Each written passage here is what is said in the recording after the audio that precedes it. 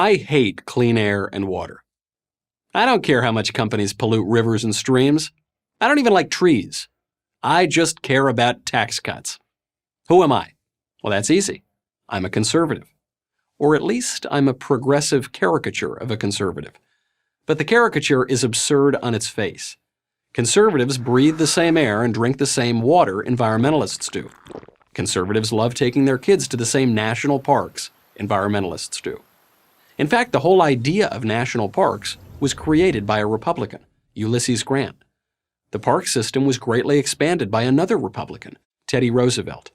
And the Environmental Protection Agency was, yes, established by a Republican, Richard Nixon. He liked clean air too. Conservatives want to conserve things. It's right there in the name. And one of the things we want to conserve is our environment, because you can't have a healthy community without a healthy natural environment. That wasn't even hard for me to say, because I believe it.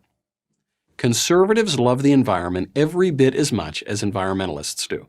The question is, what is the best way to protect it? And here's where we have big differences. The environmentalists say the best way, the only way, is through massive federal and even international regulations.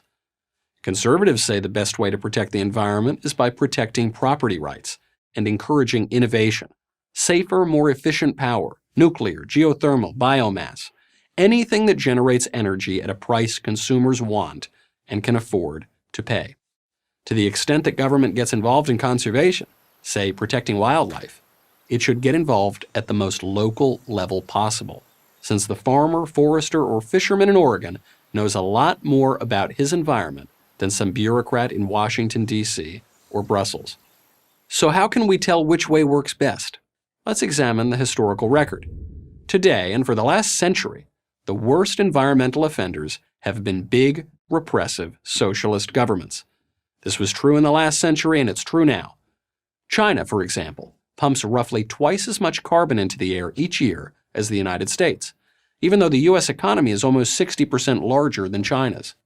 And how do those international agreements fare at protecting the environment? Not too well, it turns out. When President Trump announced his intention to pull the U.S. out of the Paris Climate Accord, environmentalists warned of imminent disaster. Yet a year later, it turned out that the United States led the world in reducing carbon emissions. It did so without surrendering its national sovereignty. Moreover, Canada, the EU, and China, all signatories to the Paris Accord, not only failed to live up to their commitments, but increased their annual carbon emissions. The EU released an additional 40 million tons of carbon dioxide into the air that year. China, a whopping 120 million additional tons, all while wagging their fingers at Uncle Sam. Here's what you won't hear from your neighborhood Greenpeace volunteer.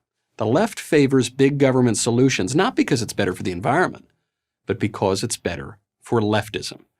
Take a look at the Green New Deal, an environmental proposal embraced by virtually every major progressive in America.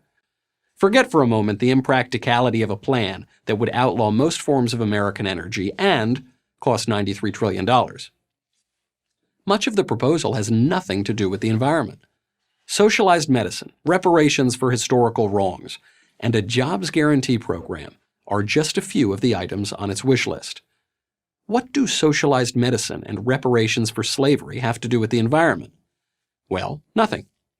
But for supporters of the Green New Deal, that's okay, because their primary goal is increasing government power well beyond anything we've ever seen in America. They need this power, presumably, to save us from ourselves. In contrast, conservatives are all about innovating our way to a cleaner environment without depriving anyone of their freedom. Take, for example, that monster of all green monsters, horizontal drilling for oil and gas, also known as fracking. The left demonizes fracking even though it actually makes the environment cleaner, the country richer, and now independent of Middle Eastern oil, something thought impossible a decade ago. How does it make the environment cleaner? By releasing up to 50% less carbon dioxide into the atmosphere than coal. And since it's also cheaper, people are happy to buy it, not because government forces them to, but because it saves them money. By the way, according to a Harvard study, fracking is safe and improving all the time. Yep, innovation that produces abundant, clean energy at a fair price without infringing on my freedom. That works for this conservative. You'd think it would work for anyone who cares about the environment and people. So let me repeat.